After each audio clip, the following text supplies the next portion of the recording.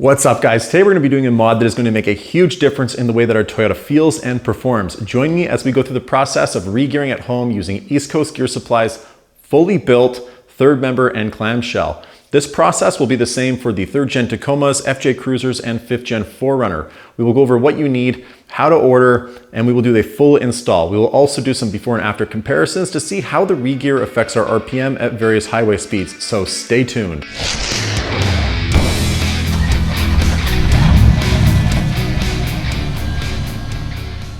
All right, if you're like me, you've probably modified your Toyota by adding things like a bumper, armor, a drawer box, maybe a rooftop tent, or maybe even larger tires like 33s or 35s, or perhaps you're just towing a really heavy trailer. If so, chances are your rig's probably feeling a bit sluggish, especially on hills and during acceleration. This is actually where a re-gear comes into play to help us regain back some of that torque and acceleration, while also taking the stress off of our engine and transmission. In order to do this, we are going to be installing 4.88 gears in our Toyota using East Coast Gear Supply's pre-built third member and clamshell front diff. Because East Coast Gear Supply builds these to order using cores, it is actually a cost-effective, safe way of re-gearing our vehicle at home. The professionals do all the work of building the diff while paying attention to complicated things like pinion depth, backlash, bearing preload, and gear contact patterns. All we have to do is put in their fully built unit and send our old one back to get our core deposit back. Let's quickly go through the process of installation, then we'll do a little review. I'd like to just quickly talk about how to order these online first. So on the ECGS website, you'll have options for third member and clamshell. In there, you'll have a whole bunch of different options for the gear ratio. Whether you want to add a locker, whether you want solid spacers, which is an upgrade, or the gear oil added. For the front clamshell, you'll have a few more options. You'll need to select whether you have full-time four-wheel drive, what gear ratio you want, whether you want to add a locker or add the CV bushing, which is a great add-on because these fail a lot. All right, guys, so you'll need a bunch of tools to do this job. Just your typical sockets, extensions, breaker bars, that sort of thing, pliers, wrenches. Beyond that, there's a few things here that you might not have and some stuff that will help you do the job that I want to show you. So having 4 cam straps like this will help you in a lot of different ways. These will help you hold your drive shaft up out of the way. It will help you hold your brake calipers up and out of the way. And the most important thing is this will actually help us raise and lower our front diff safely and without causing damage to the diff or ourselves. So really good to have these cam straps. A 10mm flared end wrench like this is good for getting that brake line off the back. A plastic gasket scraper like this one won't damage the metal and will help us scrape our gasket off. This came in handy. An eTorq's 14mm bit. So this isn't typical, as you can see. Most people won't have this in their toolbox. I will leave a link in the description to where you can find these specialty sockets. But an eTorq's 14mm bit, you'll need a 10mm hex socket like this, a 12mm hex socket, a 35mm socket for getting our hub nut off. You want a rubber mallet for knocking things out of position. You'll want a punch like this for getting your CV shafts off. You want a mini sledge and a small chisel like this one for knocking our hubcap off. And you'll also want a torque wrench that can go up to about 175 foot-pounds or more. All right, guys, so just some supplies here that you'll need. You won't have a lot of paper towel on hand. It's a messy job. This gear oil is thick. It's going to get all over the place. Have some crush washers available for putting those fill plugs and drain plugs back on correctly. Have some blue thread locker. There's a couple nuts and bolts that we'll use this on. We have the brake clean here, which we'll spray on the paper towel to clean our gasket surface areas. When you're also cleaning those surface areas, there may be a little rust, so having a Scotch-Brite pad like this to help rub off some of that rust is quite helpful. I did use 90-minute gasket maker. You could use the 24-hour stuff, but because I had to move my vehicle and put fluid into it almost right away, I use the 90-minute stuff. Just follow the directions on the back. This is okay to use. And then you'll also want to have some .3 brake fluid. This is just for bleeding your brakes at the end. It's actually quite easy to do. I have a video online on how to do that. And another thing that was actually quite helpful was these foam mats. I bought a few of these, and these are, I think, 2x2 foam mats. They're great for putting your diffs on top of, and also for having under your diffs as you're lowering them and raising them. All right, we'll start by chalking our front wheels, and with our wheels on the ground, we will loosen the lugs on our back on both sides. Then we'll jack up our vehicle, put some jack stands in place under the axles and lower it down. Then we can finish removing the tires. What I like to do is put one under the vehicle, under the skid plate, just in case the vehicle comes down as insurance. Now we'll use a 24mm and we'll undo the fill plug. We'll use another 24mm with a breaker bar and undo the drain plug. What you want to do is clean off that magnet on the drain plug and then apply a new crush washer. And then we'll torque that down to 36 foot-pounds. Then we'll put our fill plug back in just loosely without a washer. We'll now loosen the brake line with a 10mm flare end wrench. What I did here with the brake line is I used 3/16 or 5mm inside diameter tubing and some zip ties just to seal it off. We will disconnect our ABS sensor using a flathead screwdriver and some channel lock pliers. Then we will remove the 3 12mm bolts that holds our e-brake line in place. There'll be one on the trailing arm and 2 on the frame. This will give us the slack that we need to slide that axle out. All right, so take a 14mm and you will have 4 nuts behind your hub that you'll need to break free. One of them will be kind of by the shock, so you'll need an extension to actually get that one out. So remove all 4 of these nuts. Once the nuts are out, you can gently tap the axle out using a rubber mallet. Now you don't have to put a stand in place to hold this up, but I did, but you want it to come out about 6 inches. And then use a 14mm wrench and a breaker bar, and you'll remove these 4 bolts and nuts off of the drive line. Then we'll tap it with a rubber mallet just to break it loose. Then I'll use a cam strap just to hold that drive line up nice and high. Then we'll clean off the top of the diff. Now we'll remove the 11 14mm nuts with washers from the back of the third member. Then we'll tap it with the mallet to loosen up and then pull it out. You can see the weight distribution is mostly on the front, so make sure you have a foam mat in place. There's my old one, and there is the newly rebuilt one. The newly rebuilt one, you could tell it had some rust on the outside. They kind of recoat it in paint, but the inside looks nice and clean. Now you want to clean the matting surface off of the back of the axle. Used a gasket scraper, Scotch Brite pad, and brake clean on a cloth. And then I also went around with that 90-minute RTV gasket. This is black by Permatex. This is what East Coast Gear Supply recommends. They do not recommend that you use a paper gasket, as the surface may not be perfectly flat. They recommend not using a paper gasket at all and just use that RTV gasket maker. All right, so it's now time to put the third member into place. Now it does help to have somebody help you with this. You do want to have a clean glove on, as you may need to actually hold the part where the gears are while you feed it in just to get it on the right level.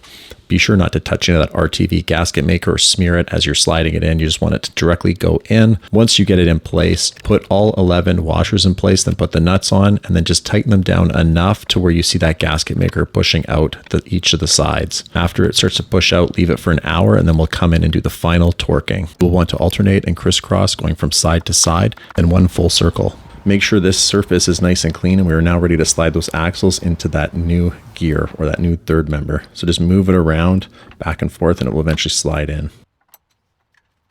And then we'll apply those 4 nuts onto the back, and we'll torque each one of those down to 44 foot-pounds of torque.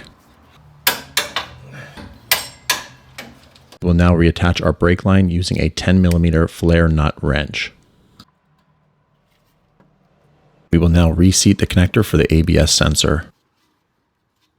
And now we're ready to put those 3 12mm bolts back in place to hold that e-brake line in place. We can now put our drive shaft or drive line back in using those 4 bolts, nuts, and washers, and torque those down to 65 foot-pounds.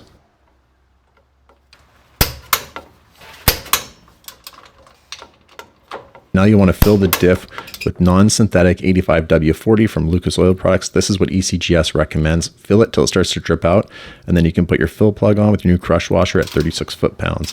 Then use some brake cleaner to clean off any residual gear oil and wipe it down. Now we can put our wheel back on and lower our vehicle down. Once it is on the ground, we'll torque it down to 76 foot-pounds of torque, as I have aluminum wheels, and that will complete the rear diff. Let's move on to the front. So we will start off by chalking our back tires. We will loosen both wheels. We will jack our vehicle up, remove our skid plate, put our jack stands in place, lower the vehicle, and finish removing both tires. Slide one of them under your skid plate, and then we'll remove the fill plug on the diff using our hex bit 10mm socket. So loosen that fill plug. Make sure you have a drain pan under your vehicle. Remove the bottom one and be prepared because a lot of fluid is about to pour out into your drain pan. Then once we're done draining it, we'll put both of those plugs back on, as we'll be sending this back to ECGS. Now loosen those 4 14mm off your drive line. and then remove your sway bar end link. That is a 17 millimeter. Then you'll remove the 10 millimeter, I believe, off of your bracket for your brake line and your ABS sensor. There's another bracket for your ABS sensor. You'll remove the bolt there. And then you'll want to actually remove the connector for your ABS sensor using a flathead and a pair of channel lock pliers, and then move it out of the way. This part is a complete pain in the butt. You're going to be using a chisel, and you're going to want to remove this cap. Basically, you need to tap on the surface where it just joins into that metal piece and go from side to side and work it for a while. Then eventually it will just kind of come loose. Now remove the cotter pin, and then we'll remove the actual cover there and that nut. If you don't have an impact, you can actually slide a screwdriver in where the red arrow is and use a breaker bar. It is a 35 millimeter, which is quite a large socket. And then we'll use a 3/8 extension to kind of tap this in a bit. We'll finish tapping it out later on. All right, so remove these two 19 millimeter bolts holding the brake caliper on. Mine were quite seized in there, as you can hear. So it took a bit of elbow grease to get those off. And then we'll move this out of the way, support it with a jack stand, and then kind of strap it or tie it up onto something so you don't put too much strain on your brake line or the ABS sensor. Now remove those two 19 millimeter bolts off the bottom near your ball joint. Now turn your wheels all the way driver's side if you're removing the driver's side CV, and just tap that out. This will give you enough room to actually get it free. Now you can tap your CV out, support it, and just kind of pull it out once you get it loose. Coming up from the driver's side using a pair of channel lock pliers, clamp the hose clamp and move that breather hose off of the diff. If your model does not have full-time four-wheel drive, you will have the ADD actuator. You'll need to disconnect an electrical connector and another breather hose in these locations. You will want to place two cam straps through this cross member. This will support the diff as it comes down. Attach the cam straps as shown here.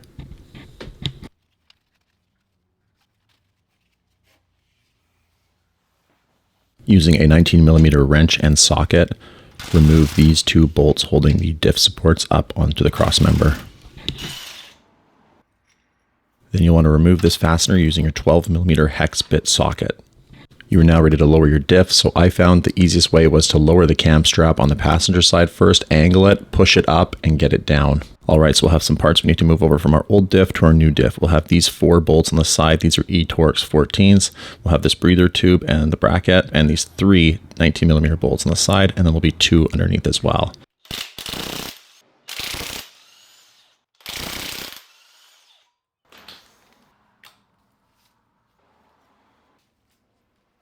Just like on the rear diff, I cleaned this part off so no debris gets inside.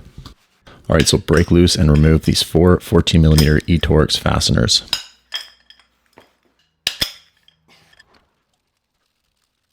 And now twist and pull and remove this shaft. Alright, so if your vehicle does not have full-time four-wheel drive, you'll have a stub shaft you'll need to remove. Basically tap it from the opposite side, then use 2 flathead screwdrivers to pry it out. You'll also have kind of a flat retainer where the red arrow is. You need to move that over as well. That kind of just supports that area. So using brake clean, I cleaned both of the matting surfaces and scraped off any residual gaskets. I then used my 90-minute Permatex gasket maker, following the directions on the back of the label.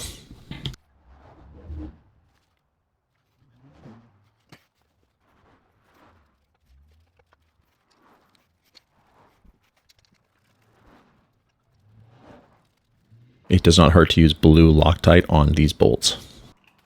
You will then torque these down to 81 foot-pounds of torque using that torx 14 millimeter bit.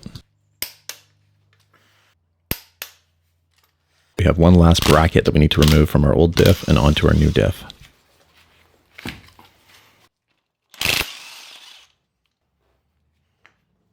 Then we'll fasten this bracket on using these 3 19 millimeter bolts at 137 foot-pounds.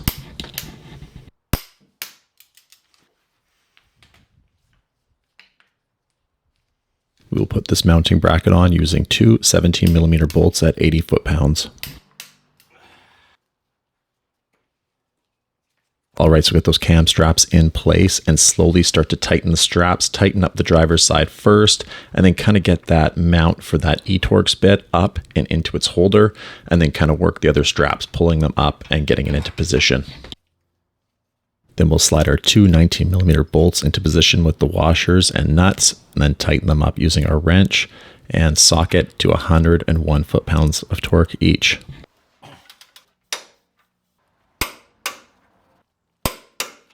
Going by feel, you have to put this annoying bracket back into place and tighten that 12mm bolt. Now start tightening down that 12mm hex bit fastener to 64 foot-pounds. All right, so move the hub and the brake caliper out of the way and slide that CV shaft into place. You may need to rotate it a little bit, and then we'll tap it in same way we removed it. Make sure the surface is nice and clean and apply some grease if it looks dry. Okay, turn your wheels all the way driver and slide that CV shaft into the hub. Right, so we're going to tighten down the nut in our hub just to pull our CV shaft into place. We're not doing the final torquing yet. Right, we can now start reassembling everything. So we're going to put our rotor on, our brake caliper, and all of those brackets for our brake lines and our ABS sensors. Using a 17mm, tighten down the nut on our sway bar end link to 52 foot-pounds. Then we'll put the two brackets back on for our ABS and brake lines. We'll tighten those nuts down to 10 foot-pounds. All right, we'll tighten down those two 19mm bolts in the bottom of our ball joint to 118 foot-pounds. And we'll tighten our caliper on there, two 19mm bolts at 91 foot-pounds.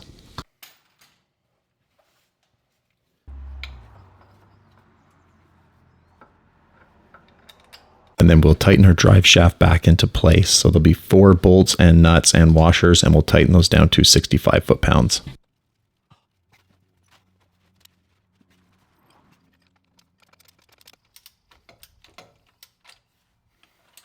All right, now add gear oil to your diff until it starts dripping out the fill plug, and then put the washer on your fill plug and then tighten down your fill plug to 29 foot-pounds of torque.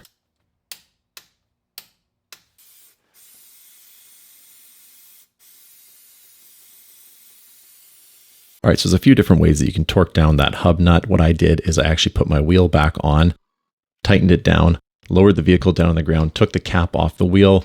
Then I torqued that hub nut while it was on the ground. I torqued it down to 173 foot-pounds of torque. Once it was torqued, I put the cap back on, then I put the cotter pin back in place, bent that into position.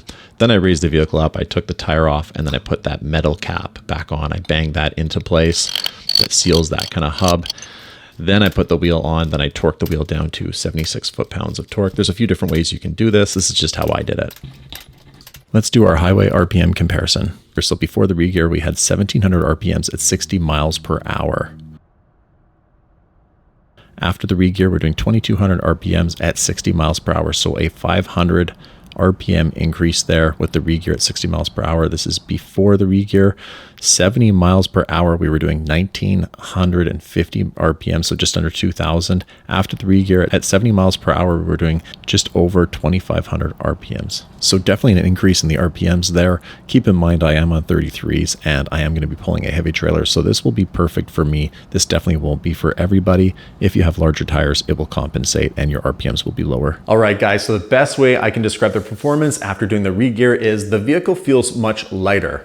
It feels honestly about 1,000 pounds lighter when accelerating. The vehicle just, moves through the gears with ease, and I'd say there's less gear hunting. Uphill, it just pulls. The RPM climbs and it shifts. Whereas before, I feel like the RPMs would slowly drop before the transmission would gear down, then it would rev up kind of uncomfortably high. Now, as we just saw, cruising RPM is much higher, but I am running 33s, so that can be expected with 488 gears. I think this combination will be perfect when I pull my heavy trailer. If I was running, 488s with 35s, my RPM would be lower at cruising speed, and this would be a great combination. A heavy, fully built 4Runner on 33s would probably do great with 4, 5, 6 gears. All right, guys, I think that basically sums up the video. I'm currently braking in the gears, but I'm very happy with how they perform, and I cannot wait to start testing them off-road and with the trailer. I hope you guys found this video useful. If you did, please like and subscribe. I hope to come up with a lot more videos, and I do always appreciate your guys' support. I hope to see you guys in the next video. Bye now.